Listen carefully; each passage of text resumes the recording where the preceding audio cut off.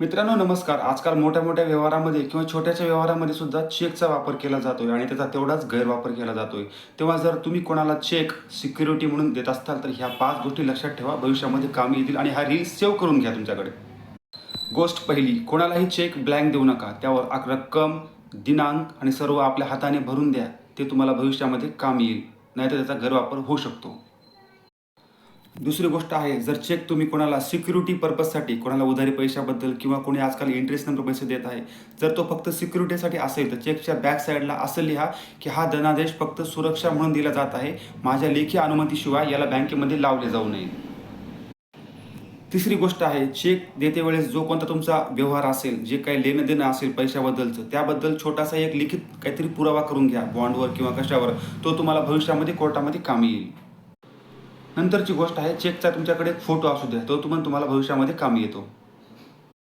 यासाठी कोणतं जजमेंट आहे का? तर आहे. Narayan Menon versus state of Kerala 2006चं प्रकरण आहे. यामध्ये कोर्टाने स्पष्ट सांगितलं की जर चेक सिक्युरिटी पर्पजसाठी दिला असेल आणि कोणती बकाया राशी बाकी नसेल तर 130 केस बनत नाही. धन्यवाद. मला फॉलो करा आणि पुढे पाठवा आणि ही रील सेव्ह करून घ्या. धन्यवाद.